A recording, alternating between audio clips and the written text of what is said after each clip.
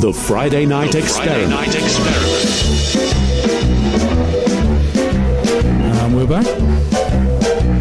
Chris should be back. Are you there? Hello. And joining us now, we'll get the right later, there we go. We have Ron and Alex joining us from the Staffordshire Paranormal Research Team. That's correct? Hi.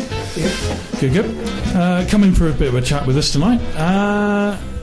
And to find out a bit more about them. So I'm going to start off by starting off just finding out how the group came about in existence. Well, we started doing investigations in 2005, which led on to us forming our own team in 2007. There's been changes, and then as we progressed, and we've got a solid team now. Last year we became Staffordshire Paranormal Research Team. Okay, so this is kind of another iteration of a previous team. Yes. Yeah. So you started in 2005. Yes. When did you actually become interested in paranormal? As long as I can remember. I've always had an interest in ghosts and all that. Something of a passion. That's right, yes. Okay. What about you, Alex? How did you get into this? Well, my mother was a big influence on me. Right. And I went on a few ghost hunts with the groups my mum was with before I actually joined in as an official member. Mm-hmm. I took a liking to it. I began to enjoy it for what it was, even if nothing happened at night. We'd actually gone there. We built team chemistry. Yes. It's not about finding the ghosts; it's about finding people you can trust on the events and stuff. It's a whole experience, I guess, isn't it? Yeah, absolutely. Yes. Okay, so obviously you undertaking investigations. I'm sure people out there, and I know you grimace at this when I mentioned it earlier, but people out there will have seen on TV things like Most Haunted. And there have been one or two other programmes of similar ilk, normally from across the pond more so than here. But I think, as you pointed out, that quite often they seem to not take it as seriously as possibly those that are really interested in the subject do. They're much more into it for the entertainment side of it. Well, that's right. I mean, if you are basically putting out, on the airwaves, and people, you're not going to get an audience. You're not going to get people, viewers, if you don't make, something exciting, something happen, or No, it's more entertainment than a serious investigation. Yeah. Whereas in reality, on your normal investigation, you can sit around for hours, and in the dark, and nothing happen. No. So how regularly do you do investigations then? We do one about every month, but also we have houses. Yep. People contact us. Okay. We'll come on to that in a little bit. So, but when you're doing your investigations, how do you pick your locations that you're going to investigate? Ooh.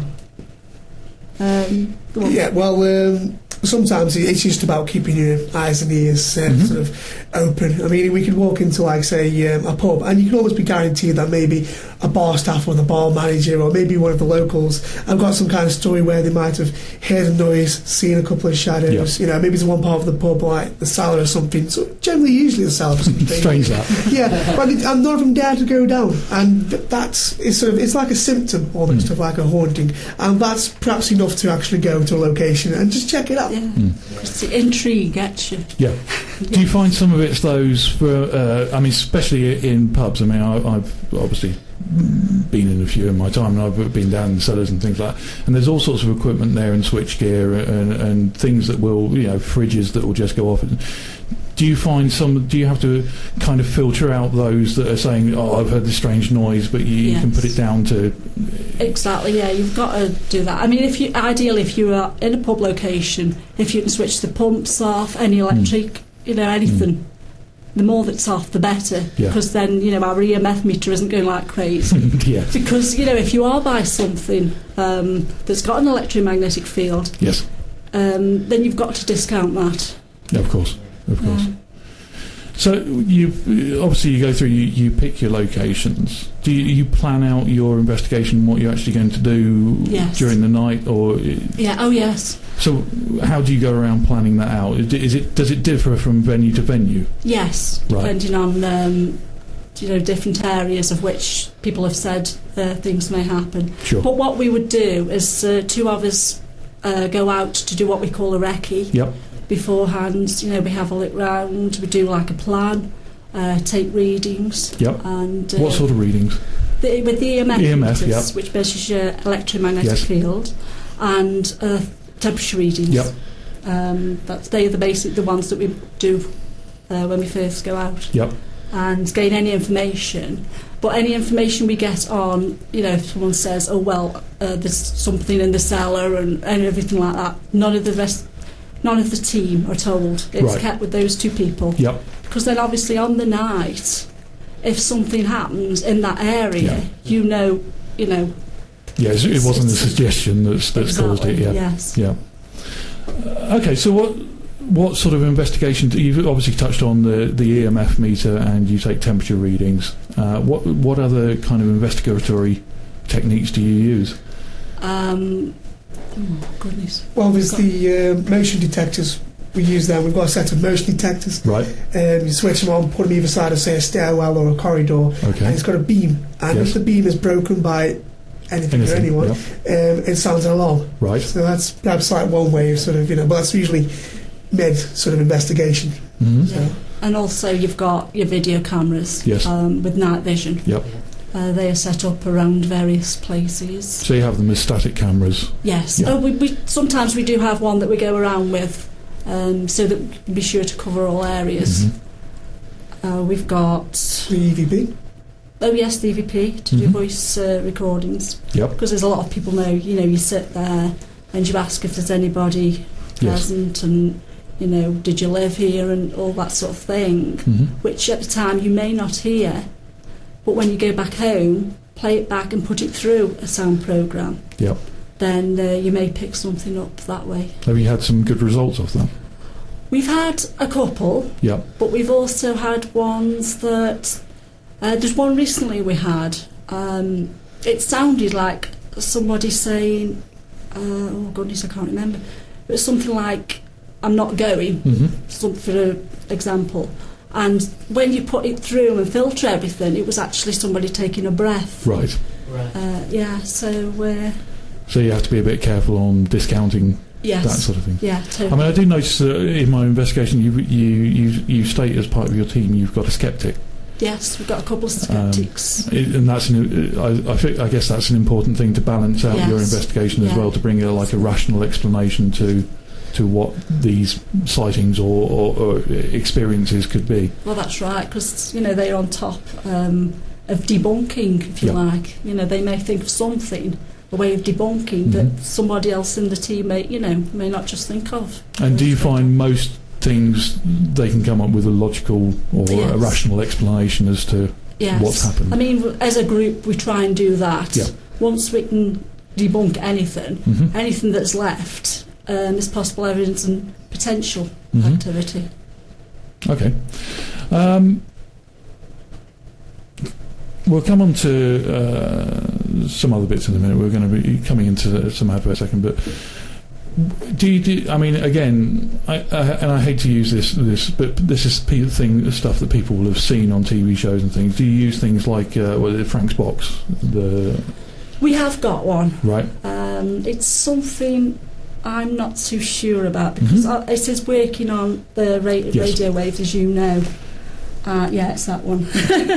And as it's going through, as it's scanning, you can pick up all sorts of people saying things, but that's just my view. And there is the great capacity of the human mind to make order out of chaos, isn't there? Yes. And all you have to do is pick up on a word that might be picked off of a broadcast, and suddenly it becomes a voice from beyond. That's right. But it's just interesting because, as I said, I know again it's done for entertainment, but I know that if you actually, when you research it, there are people that strongly believe in that sort of thing. Yes. And also those that don't. There's also the white noise experiment and things like that people have done where they've.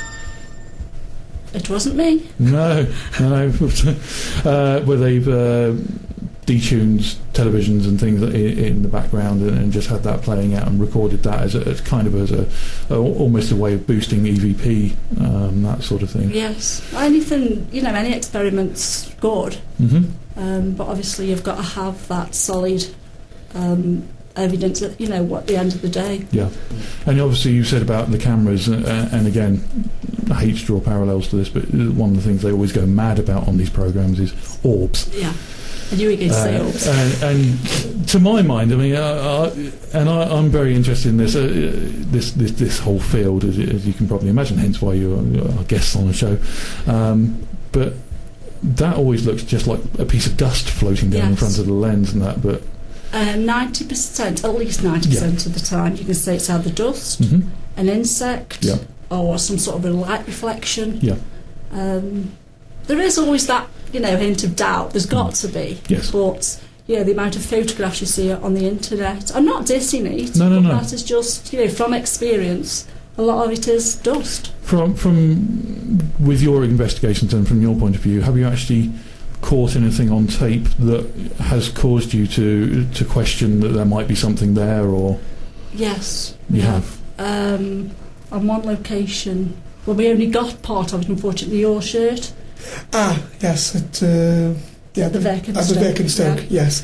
We're in the cellar doing what's known as a call-out generally, where people stand around a table, and so if there's anybody there, the general kind of thing. And, there's some strange noises, strange lights, fair enough. We didn't run off screaming, we just stood there around, had a listen out. But all of a sudden, I felt my shirt sort of be brought away from my back. Right. And I was just completely stood still whilst the rest of the group had a look round. And it almost looked like somebody had put the hand up the back of my shirt. It didn't look like a hand. No. But you could actually physically see something pulling. Yes, but potentially it could have been like static electricity maybe.